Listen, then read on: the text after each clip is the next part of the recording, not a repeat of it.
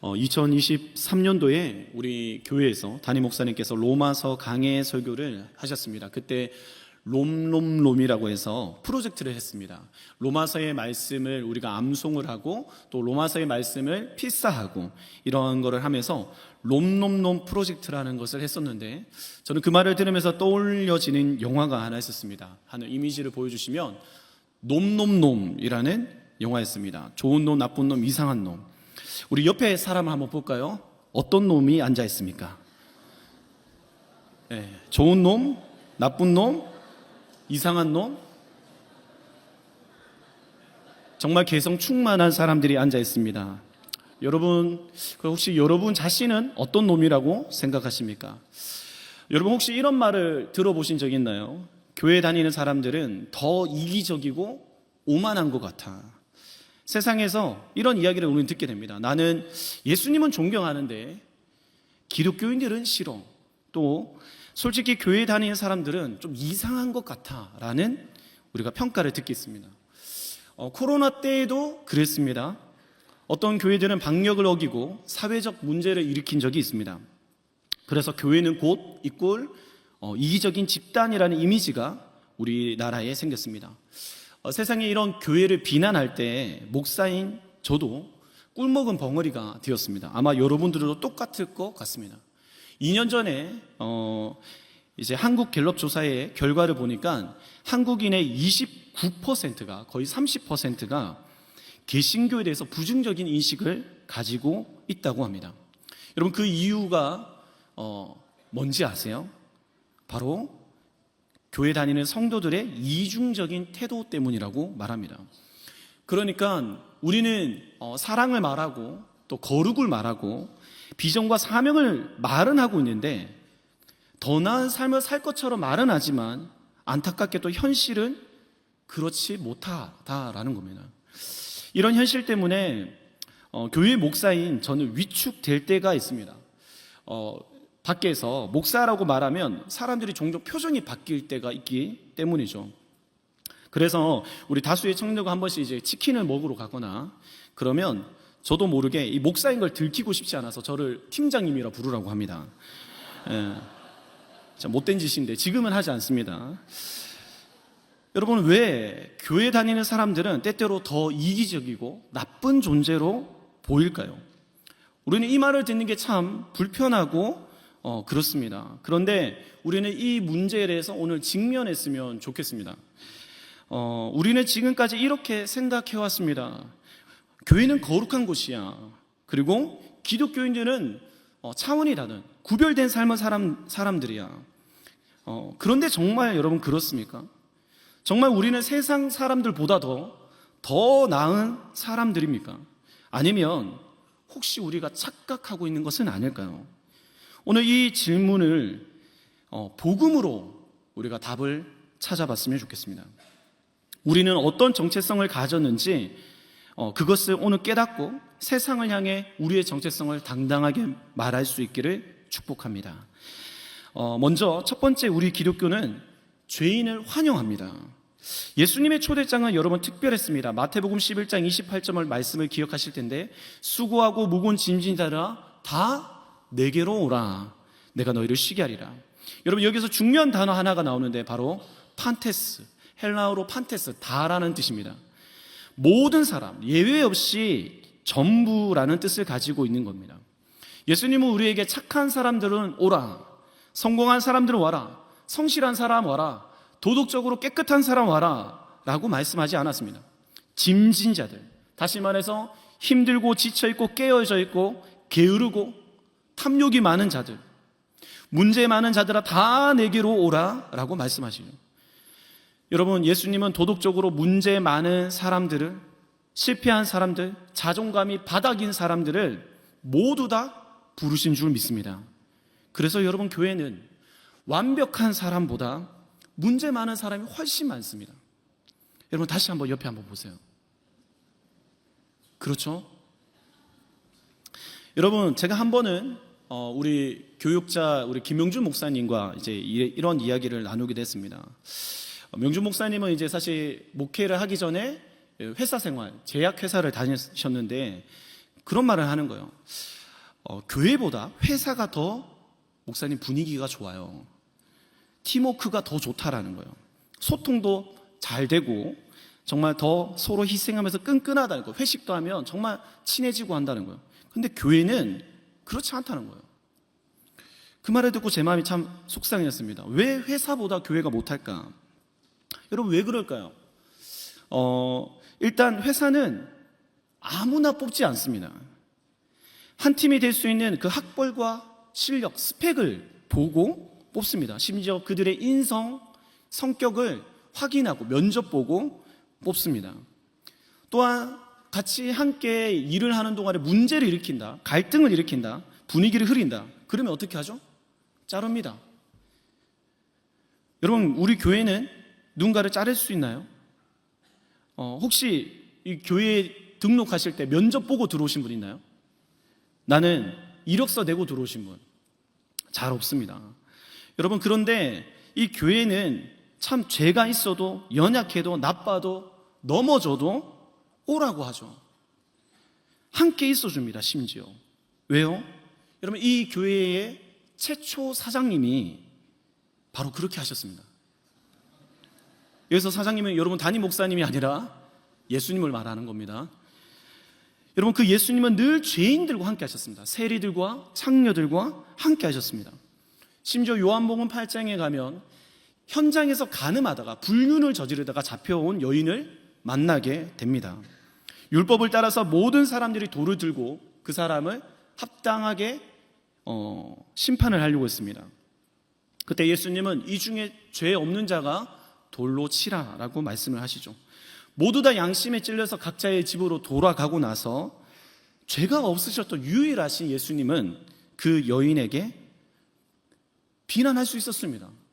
정죄할 수 있었습니다. 그러나 그분은 나도 너를 정죄하지 않겠다라고 말씀하십니다. 용납해 주시죠. 그리고 다시는 죄를 범하지 말라라고 권고하십니다.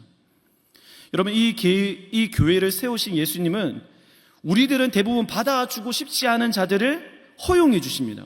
그들을 부르십니다. 우리는 이것 때문에 교회를 볼 때 와, 교회는 이런 사람도 구성원으로 받아주는구나 깜짝깜짝 놀랄 때가 있죠. 그런데 오히려 이걸 통해서 우리는 교회가 이상하다라고 생각할 수도 있지만 차원이 다르다라는 것도 깨닫게 됩니다. 여러분 오늘 우리 7절의 말씀을 같이 한번 읽어볼까요? 시작. 그러므로 그리스도께서 우리를 받아 하나님께 영광을 돌리신과 같이 너희도 서로 받아라. 여러분 독특한 것은 예수님께서 우리를 받아주신 것이 하나님께 영광이 된다고 오늘 성경은 표현하고 있습니다. 문제가 많고 여러 가지 깨어져 있고 성격이 더럽고 해도 예수께서 우리를 받아주신 것이 하나님께 영광이 된다라고 말하죠. 그리고 우리에게 또한 뭘 말씀하시죠? 너희도 서로 받으라. 서로 용납하라. 그 문제 있는 자들을 용납하라라고 분명하게 말을 하고 있습니다. 여러분 사실 저는 목회자이지만 성격이 이상하고 매너가 없는 사람이 교회 오는 게 싫습니다. 제가 너무 나쁜 사람인가요? 그런 사람을 마주하는 게 정말 마음이 힘들 때가 많습니다. 오라고 하고 싶지 않아요. 그런데 이 교회를 지으시고 이 교회를 다스리시는 예수께서 그분들을 다 받아들이십니다. 여러분 그래서 우리는 그분들을 용납해야 하는 겁니다. 외부에서 보면 왜 저런 사람도 리더일까? 왜 저런 사람이 무슨 자격으로 교회를 다닐까? 이해가 안 될 수 있습니다. 그러나 이것이 바로 기독교가 가지고 있는 놀라운 포용성이라는 겁니다. 하나님은 사람을 가려받지 않으십니다. 여러분 그래서 팀 켈러 목사님이 이런 말씀을 하셨습니다. 교회는 성인들의 모임이 아니라 죄인들의 병원이다. 병원에 건강한 사람만 있으면 그게 더 이상하지 않는가? 여러분 병원에 가보셨습니까? 죄다 아픈 사람들이 가득하죠. 여러분 저는 때로는 이 교회가 영적인 응급실 같다는 생각이 듭니다. 급작스럽게 사고가 나서 아파서 힘들어서 오는 자들이 너무 많은 거죠. 그곳에 와서 치료를 받아야 합니다. 그러지 않으면 죽기 때문입니다. 때로는 그것 때문에 정신이 없고 시끄럽고 소란스럽습니다. 지저분하고 피가 튀기고 냄새가 날 때도 있어요. 그러나 여러분, 그것이 교회가 제 역할을 하고 있다는 증거라는 겁니다. 여러분, 그런 연약함 속에서 지쳐가고 아파하고 있는 자가 있다면 여러분, 그게 교회라는 것을 아셔야 합니다. 여러분, 그러면 기독교는 무조건적으로 모든 사람들을 용납하고 포용만 하는가? 그렇지 않습니다. 기독교는 두 번째 관점이 또 하나 있는데, 그것은 바로 교회는 자정 시스템이 있다는 겁니다. 교회 안에 소속되면 나쁜 사람으로 계속 내버려 두는 게 아닙니다. 응급실에 실려와서 계속 병원에 입원해 있는 것이 아니라 회복되어져서 건강하게 살아갈 수 있도록 치유하고 나아가도록 한다는 거예요. 다시 말해서 좋은 사람이 되도록 끊임없이 가르치고 돌보는 이 정화 작업이 일어나는 것이 교회입니다. 우리는 성경의 말씀대로 살지 않을 때 엄청난 제재를 받게 됩니다. 우리 안에 계신 성령님께서 이 양심을 아프게 만드세요. 불안하게 만드세요. 뿐만 아니라 옆에 있는 공동체 사람들이 가만히 있지 않습니다. 여러분, 이것이 예수 그리스도의 활동입니다. 교회 안에 일어나고 있는 놀라운 활동이죠. 로마서 15장 1절의 말씀을 같이 한번 볼까요? 한번 읽어보겠습니다. 시작. 믿음이 강한 우리는 마땅히 믿음이 약한 자의 약점을 담당하고 자기를 기쁘게 하지 아니할 것이다. 여러분, 오늘 여기에는 믿음이 강한 자는 믿음이 약한 자의 약점을 뭐 한다고요? 담당한다라고 말해요. 이 헬라어로 바스타조라는 이 말은 무거운 짐을 대신 져주는 거예요. 무거운 짐을 견디고 버텨내는 걸 말합니다. 예수님께서 십자가를 지실 때도 이 똑같은 동사가 사용되어졌습니다. 기독교는 강한 사람이 약한 자에게로 향해 내려가는 시스템입니다. 위에서 아래로 강한 자가 약한 자를 향해서 내려가는 겁니다. 여러분, 여기서 말하는 강한 자라는 것은 그냥 힘이 센 사람, 근육이 많은 사람을 말하지 않아요. 할 수 있는 능력이 있는 사람, 자유한 사람, 규율에 얽매이지 않은 자를 말하는데, 여러분, 이런 능력 있고 자유한 사람은 보통 뭘 하죠? 자기 뜻대로 사람을 부려먹고 시키고 무시합니다. 그러나 오늘 성경에서는 이 바울은 정반대로 말을 하고 있어요. 1절에 말씀을 보면 자기를 기쁘게 하지 않는다라는 거예요. 그런 능력과 자유를 가지고 자기를 기쁘게 하지 않고, 진짜 강한 사람은 자기를 기쁘게 하지 않는 사람이라는 거예요. 진짜 강한 사람은 내가 할 수 있는 자유가 있지만 그것을 남을 위해서 절제하고 참는 자라는 거예요. 비유를 대자면 벤치프레스 200kg를 들 수 있는 200kg를 들 수 있는 그 힘을 가진 사람,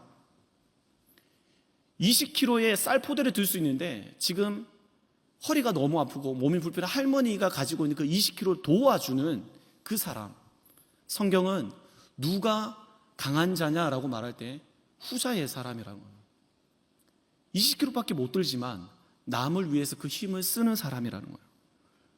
여러분, 바울이 그렇게 주장하는 근거가 뭘까요? 여러분, 오늘 3절의 말씀을 같이 한번 읽어보겠습니다. 시작. 그리스도께서도 자기를 기쁘게 하지 아니하셨느니. 여러분, 예수님의 방식은 하나님이셨지만 모든 영광과 존귀와 능력을 가지고 계신 분이지만 종의 모습으로 우리를 섬기셨죠. 자신을 기쁘게 하지 않고 하나님을 기쁘시게 하기 위해 사셨습니다.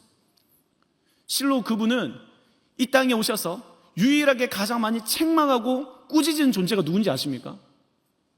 종교 지도자들이었습니다.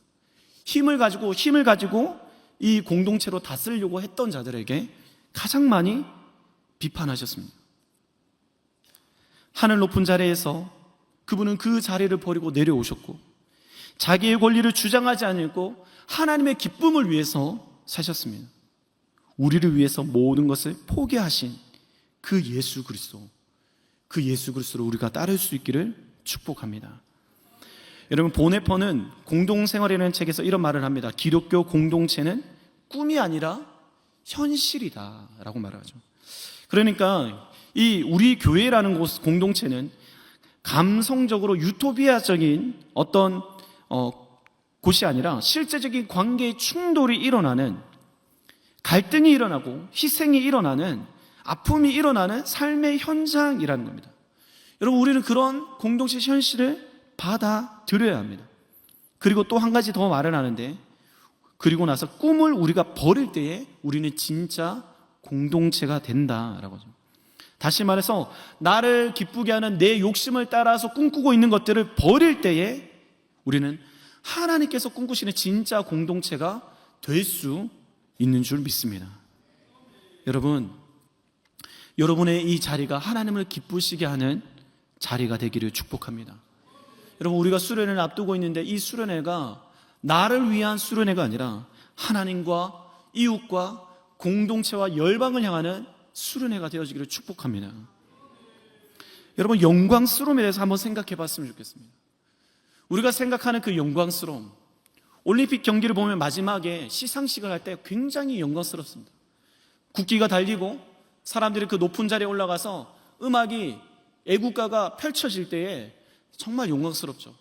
근데 더욱더 영광스러운 거 뭔지 아세요? 그들이 경쟁에서 금메달을 따고 은메달을 따고 동메달을 따서가 아니라 정직한 승부를 인정하고 수상자 모두가 서로를 축복해주고 위로해주고 격려해주면서 안아주고 그들의 그 수고를 인정하는 그 스포츠맨십이 보일 때, 이 정신이 보일 때 우리는 정말 감격스럽다, 아름답다라고 느끼는 거예요. 세계의 그 사람들이 하나 되어진 그 순간에 영광스럽다는 것을 느껴지는 거죠. 그 운동 하나로 우리가 하나 되어졌구나, 나라가 하나 되어졌구나. 여러분, 이것이 하나님께서 우리에게 꿈꾸시는 영광인 줄 믿습니다. 여러분, 로마서 15장 6절의 말씀을 같이 한번 읽어볼까요? 시작. 한 마음과 한 입으로 하나님과 우리 주 예수 그리스도의 아버지께 영광을 돌리게 하려 하노라. 오늘 우리가 한 마음과 한 입으로 하나님과 우리 주 예수 그리스도 아버지께 영광을 돌리시는 예배가 되어지기를 축복합니다. 여러분, 우리가 그렇게 나아갈 때 우리의 삶에는 놀라운 변화가 일어날 겁니다. 제가 오늘날 청년들을 신방해보고 만날 때에 청년들이 외로움을 자주 느낀다는 것을 발견합니다. 우리가, 여러분 한번 휴대폰을 펼쳐보면 수많은 알림이 옵니다. 카톡이 오고 인스타그램에 DM이 오고 여러 가지 소식들이 옵니다. 그런 것들이 연결되어져 있는데 사실 우리는 공허하고 외로워합니다. 미국의 공중보건청장의 충격적인 발표가 하나 있었는데 성인의 절반이 외로움을 경험하고 있다는 겁니다. 그리고 정신과 의사 비백 머시라는 사람이 이런 발표를 했는데, 외로움이 건강상 위험 중에 하루 담배 15가치를 피우는 것과 같다라는 겁니다. 혹시 오늘 매일매일 담배 15개를 피우시는 분이 있나요? 여러분, 그런 것이 외로움과 같은 충격이라는 겁니다. 교회 공동체 왔는데 여전히 외롭고 쓸쓸해요. 예배를 드리고 있는데 나 홀로인 것 같은. 여러분, 우리는 이 하나님의 영광을 회복해야 할 줄 믿습니다. 여러분, 진짜 친구가 생기는 예배가 되기를 축복합니다. 우리의 공허함과 외로움이 하나님의 은혜로 채워지고 또 우리의 동력자를 통해서 채워지는 예배가 되어지기를 원합니다. 그럴 때 우리의 삶의 목적과 방향도 발견하게 되는 줄 믿습니다. 이번 수련회가 여러분 이 하나님을 깊이 경험하시기를 축복합니다. 여러분, 이걸 통해서 우리 뉴엑스가 살아나기를 축복합니다. 복음이 더 선포되어지고 풍성해지기를 축복합니다. 세상이 나를 통해서 변화하는 힘을 얻는 여러분 수련회가 되기를 축복합니다. 그래서 우리가 이번 수련회 때 하나님을 더 기뻐하시기를 예수님의 이름으로 축복합니다. 여러분, 팀 켈러 목사님은 탕부 하나님이라는 책에서 이런 말을 했습니다. 진정한 공동체는 서로의 죄를 알면서도, 그 사람이 연약하고 부족한 걸 알면서도 서로 사랑하는 곳이다. 우리 뉴에츠의 공동체가, 저는 이러한 역할을 하고 있을 때 참 기쁨을 느낍니다. 한 청년의 이야기를 하자면, 이 청년은 참 몇 년 전까지만 해도 정말 문제가 많았습니다. 거짓말을 너무 잘해요. 때로는 돈을 빌리고 갚지 않고, 이성 친구와의 문제도, 성적인 문제도 많았습니다. 솔직히 이 청년을 다른 청년들이 볼 때 보고 피하기도 했습니다. 이런 청년과 어울리면 나도 이상한 존재가 되니까 피하더라고요. 그런데 몇몇 청년 리더들이 끝까지 포기하지 않는 거예요. 매주 교회에 나오라고, 교회 나오기 싫다고 하는 그 지체를 붙잡고 붙들고 기도해주고 고민을 들어주고, 때로는 커피를 같이 마시고 밥을 같이 먹고, 때로는 호되게 꾸짖기도 하고. 여러분, 그 몇 년의 시간이 지나고 나서 여러분, 그 친구가 어떻게 됐을까요? 지금 리더로 섬기고 있고, 다른 영혼을 섬기고 있고 챙기고 있습니다. 정직하게 살아가고 있는 그 삶이 놀랍게 변화되더라고요. 여러분, 이것이 바로 기독교 안에 있는 복음의 능력입니다. 말씀으로 서로 견책하고 서로 책임지며 변화시켜주는 공동체, 이것이 우리가 되기를 예수님의 이름으로 축복합니다. 여러분, 세상은 우리와 어떤 것이 다른가요? 여러분, 정치인들은 잘못해도 같은 당이라면 서로 어떻게든 감싸려고 합니다. 재벌의 문제 또한 회사 안에 일어나는 문제, 여러분, 도덕적인 문제가 일어났을 때 그냥 넘어갈 때 많아요. 불륜이 일어나도 그 회사 사장이라며 자를 수가 없는 모습을 봅니다. 근데 교회는 어떨까요? 목사가 여러분 잘못하면 성도들이 또 목사를 감시하는 기관인 총회, 노회 가만히 있지 않습니다. 장로님이 문제를 일으키면 장로님들이 나섭니다. 여러분, 이 과정 가운데 교회가 때로는 아파하기도 합니다. 갈등이 생기기도 합니다. 그러나 여러분, 그것은 교회가 살아있다는 증거입니다. 자기 정화를 하고 있는 작업이에요. 저는 이것이 온전하게 이루어지는 우리 교회가 되어지기를 원합니다. 그래서 여러분, 교회 안에 갈등이 일어날 때 피하지 마세요. 정말 하나님의 말씀 가운데 우리가 세워지고 있는지, 나는 정직한지 점검해야 하는 거예요. 이상하게 여길 필요가 없어요. 때로는 아프지만 결국 그것이 우리를 성숙하게 만드는 줄 믿습니다. 마지막으로 여러분, 이러함에도 불구하고 우리는 한 번씩 흑화되어져요. 극단으로 갈 때가 있어요. 청년들을 제가 만나서 이야기를 해보면, 오늘날 청년들이 가장 힘들어하는 게 뭔지 아세요? 여러분, 피플 플리징이라는 말이 있습니다. 피플 플리저라는 말은 이런 사람이 뭐냐면, 타인의 인정을 받기 위해서, 다른 사람을 기쁘게 해주기 위해서 내 감정이나 욕구를 억누르고 지나치게 다른 사람에게 맞춰주는 사람을 말하는 겁니다. 이 심리적인 용어인데, 그러다가 너무 희생하다가 보니까 내 안에 생기는 문제들을 발견하게 되는 사람들이죠. 남의 눈치 보고 내 의견은 말하지 못하고, 그렇게 근데 억눌려 있다가, 기독교인들 중에 이렇게 억눌려 있다가 갑자기 흑화됩니다. 억울한 거죠. 피해의식에 쌓여서 내가 이렇게 산 게 너무 억울해서 난 내 맘대로 살겠다, 남이 뭐라고 하든 내 뜻대로 살겠다라는 생각을 가지는 사람들이 있습니다. 작년인 걸로 기억하는데, 이효리 씨가 이런 국민대에서 이제 졸업식 때 연설을 했습니다. 그게 굉장히 영상으로나 사회적으로 이슈가 되어졌습니다. 그 내용을 잠시 제가 한번 읽어 드리겠습니다. 나를 인정해주고 사랑해주는 내 안에 그 친구와 손잡고 그대로 쭉 나아가세요. 이래라 저래라 위하는 척 하면서 이용하려는 잡다한 소리에 흔들리지 마시고, 웬만하면 아무도 믿지 마세요. 우리는 가족이다 하며 가까이 다가오는 사람 더 조심하세요.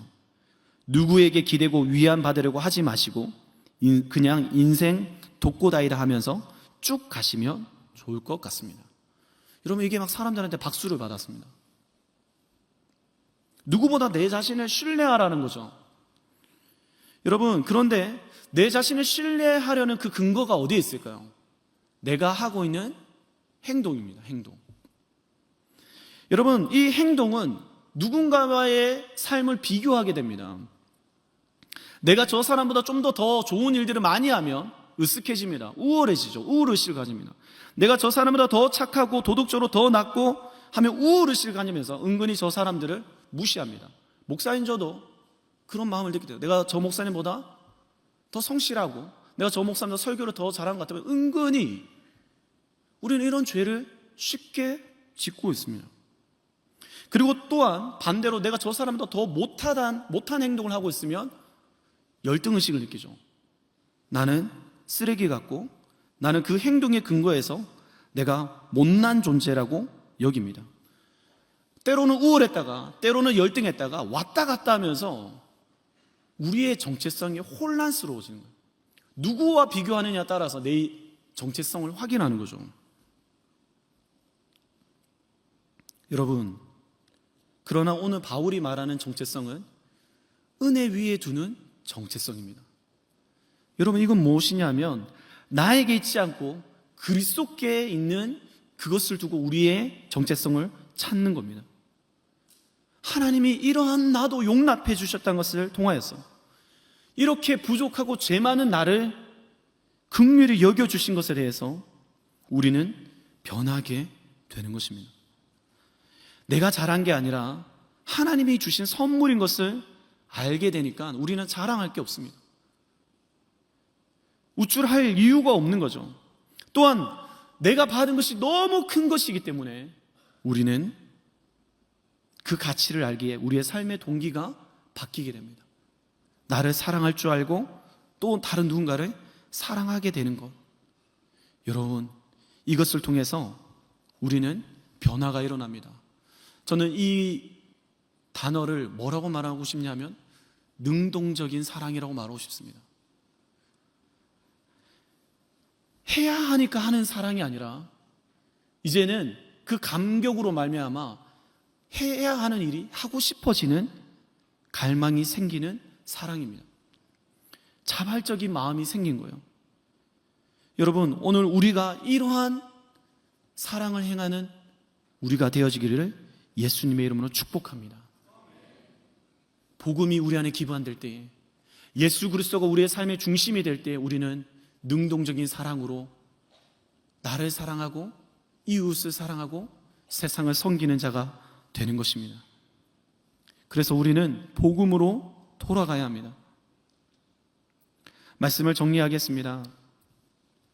오늘 여러분, 우리는 내 옆에 이 교회 안에 참 많은 지체들을 봅니다.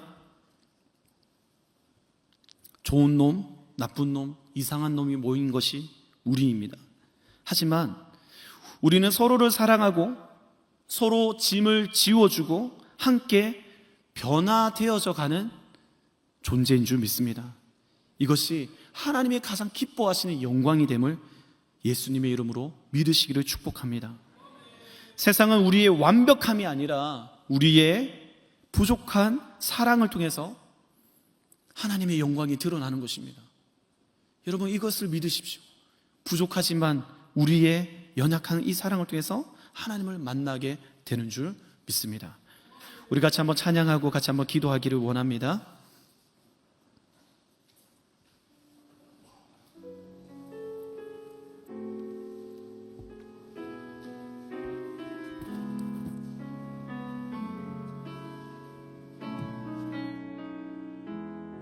날 보듬으시고 은혜로 날 보듬으시고 사랑으로 품어주셔도 내 마음 한 자락도 지키지 못하는 이 모습 부끄럽습니다. 따스한 곁을 내어주신 주님 앞에 나아갑니다. 표현 못할 긍휼로 나를 붙드시는 주 이름만 바라봅니다. 매일 마주한 매일 마주한 슬픔을 견뎌나가며 주 예수의 마음을 닮아가네. 두려운 걸음마다 주가 동행하니 주지하며 오늘을 걷네.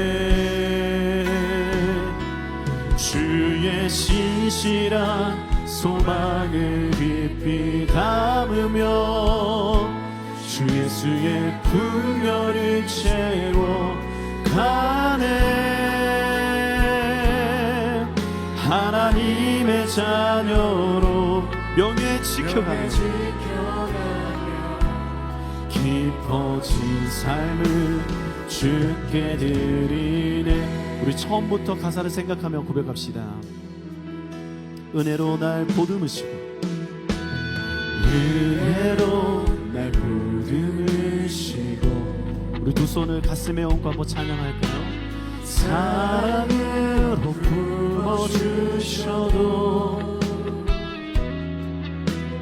내 마음 자락도 지키지 못하는 이 모습 부끄럽습니다. 따스한 곁을 내어주시 주님 앞에 나아갑니다. 표현 못할 긍휼로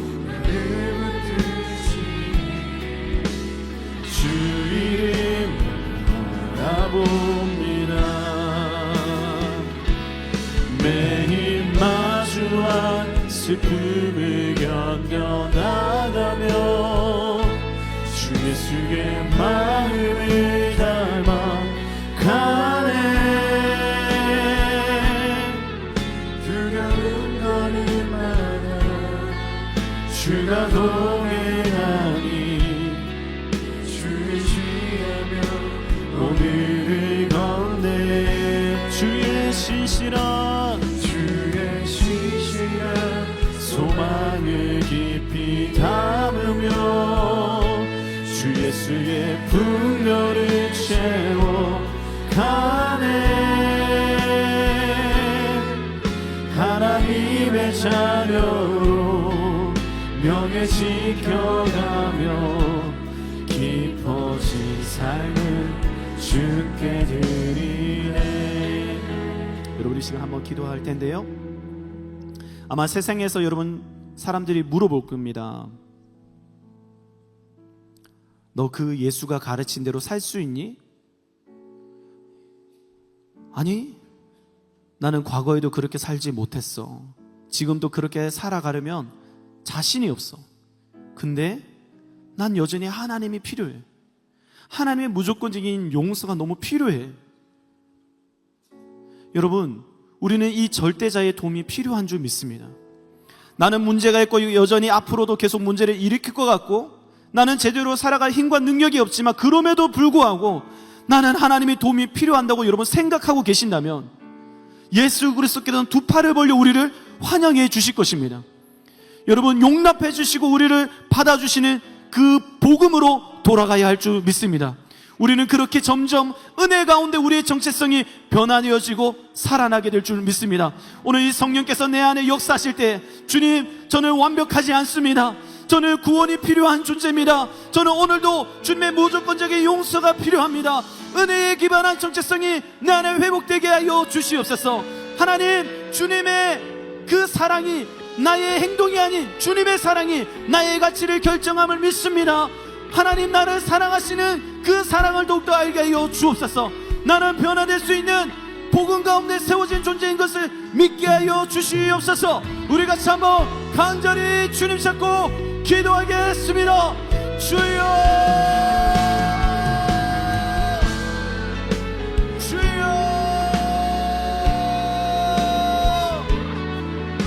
주님. 성령 하나님, 이 시간 내 존재의 가치를 누군가로 비교하는 예수 그리스도께서 우리를 위해서 행하신 그 일 가운데 은혜에 기반해서 하나님의 우리를 존귀한 자녀로 여겨주시는 그 가운데 하나님의 복 깨어서기를 원합니다. 깨어있고 여전히 빈투성이가 된 정체로 하나님 앞에 나옵니다.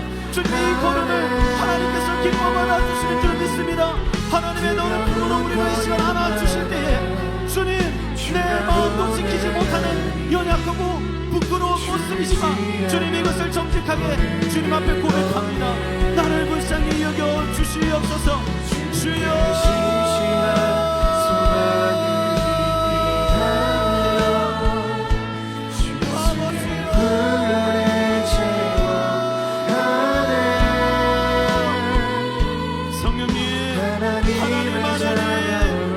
하나님의 정체성을 오늘 회복할 수 있도록 주여 역사하여 주옵소서. 주여 역사하여 주시옵소서. 매일 마주와 슬픔을 견뎌나가며 주 예수의 마음을 닮아가네. 두려운 걸음마다 주가 동행하니 주를 의지하며 오늘을 걷네. 주의 신실한 소망을 깊이 담으며 주 예수의 풍요를 채워가네. 하나님의 자녀로 명예 지켜가며 깊어진 삶을 주께 드리네. 내가 원하는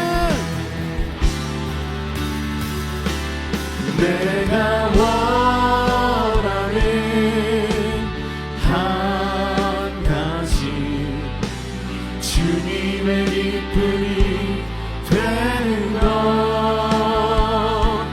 내가 원하는 한 가지 주님의 기쁨이 되는 것. 여러분 이 시간 우리가 주님의 기쁨 되는 삶을 소망하기를 축복합니다. 여러분 내 자신을 기쁘게 하는 삶이 아니라 나를 위해서 죽으시고 찢겨주시고 피 흘려주신 그 주님을 위해 주님의 기쁨이 되기 원하는 삶은 내가 아닌 이웃과 세상과 열방을 향하는 삶인 줄 믿습니다. 여러분 이 선교적인 삶을 우리가 지금 결단하고 이번에 이렇게 믿음으로 나가는 자들이 있습니다. 선교팀들이 있는데요, 우리 이번에 선교 나가는 지체들 잠깐 한번 일어서 주실까요? 이번에 단기 선교를 결단하고 나아가는 자들, 여러분 그 자리에 한번 일어서 주시면 좋겠습니다. 뿐만 아니라 여러분 이들만 가는 것이 아니라 여러분 우리가 함께 똑같은 마음으로 이들을 파송하는 것입니다. 오늘 파송주일도 보내는데요, 이 시간 우리 한번 기도할 때에 이들을 위해서 한번 기도하고 또한 우리 또한 계속해서 누군가를 위한 하나님을 기쁘시게 하는 삶을 살게 해달라고 같이 기도했으면 좋겠습니다. 우리 같이 다시 한번 좀 찬양하면서 마음을 결단하고 기도하도록 하겠습니다. 나 주님의 기쁨 되기 원하네. 나 주님의 기쁨 되기 원하네.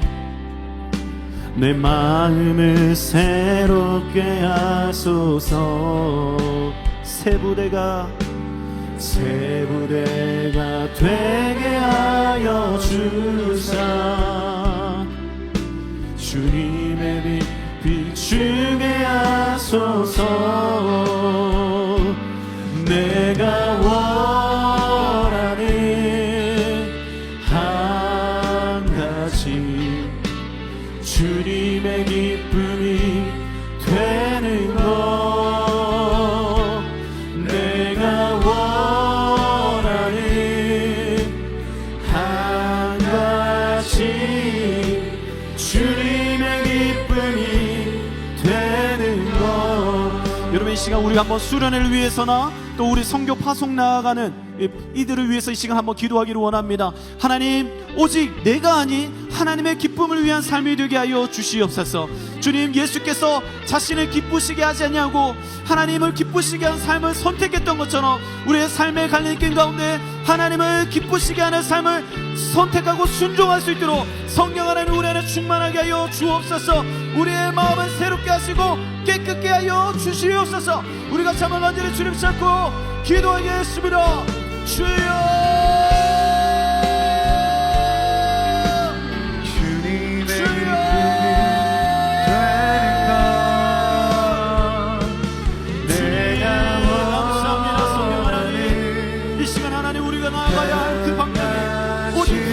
기쁘시게 하는 삶이 되겠습니다. 하나님, 오늘 이 사도 바울이 말한 것처럼 하나님을 기뻐하시는 것대로 우리가 서로 받아들이며 열방을 품고 나아갈 수 있기를 원합니다. 주님, 우리의 삶 속에 있는 여러 가지 상황이 있지만 내 가까이 이웃과 하나님, 내 가족들, 교회의 공동체와 하나님이 어떠한 사람들을 맞이해야 할 때에, 낯선 이들을 맞이해야 할 때에 주님, 그들을 사랑할 수 있고 그들을 위해서 우리가 살아갈 수 있기를 원합니다. 주님,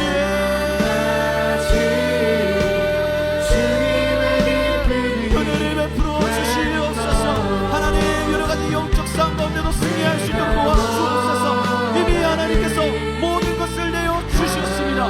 우리는 그 권세를 가지고 싸웁니다.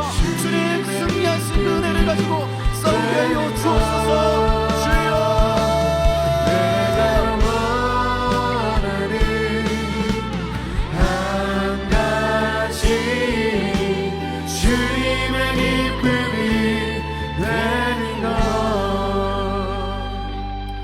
이 시간 우리 선교에 바로 나아가는 매번 선교 파송 줄 때마다 선교에 나간 자들을 위해서 작은 후원을 했었습니다. 이 시간 헌금 바구니 우리 찬양하면서 돌릴 때에 여러분의 마음에 어떤 감동이 있는 부분들만 하나님께 주시는 마음으로 이들이 정말 그 하나님을 기쁘시게 하는 삶을 위해서 살아갈 수 있도록 우리가 기도하는 마음으로 찬양하고 또 헌금했으면 좋겠습니다. 나 주님의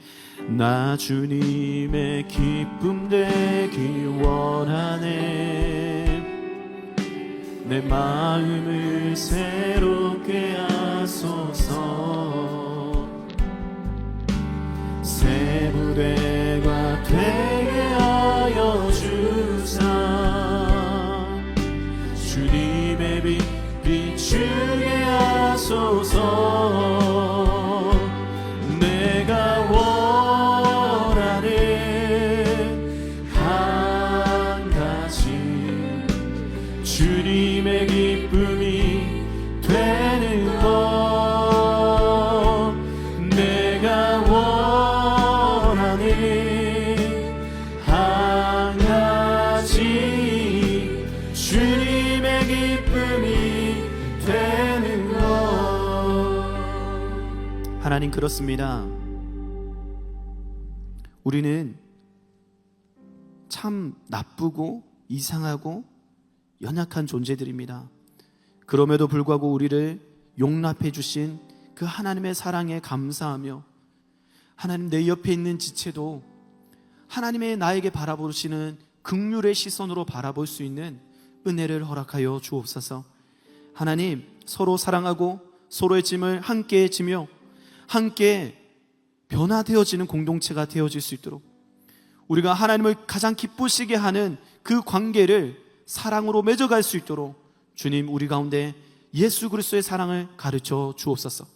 이번 수련회는 내가 하나님 앞에 은혜 받고 사랑받고 누리는 그런 수련회가 아니라 하나님, 주님께서 알려주신 그 사랑을 실천해보는 훈련받는 수련회가 되도록 도와주옵소서. 하나님, 우리의 완벽함이 아니라 우리의 부족한 사랑으로 세상 사람들이 결국 하나님을 알게 될 줄 믿습니다. 하나님, 이 사랑이 더욱더 깊어져 가고 더욱더 하나님께 뿌리내릴 수 있도록 축복하여 주옵소서. 감사합니다. 거룩하신 예수님의 이름으로 기도드리옵나이다. 이제는 우리 주 예수 그리스도의 은혜와 하나님의 변함없는 사랑과 성령 하나님의 교통위로 충만하심이 오늘 우리를 무조건적인 사랑과 용납으로 받아주시며 우리를 위해 낮아지신 그 예수 그리스도의 사랑 가운데 세워진 교회로 불러주신 그 은혜를 아는 자들에게 이제는 이제로부터 영원토록 함께 계실지어다. 아멘.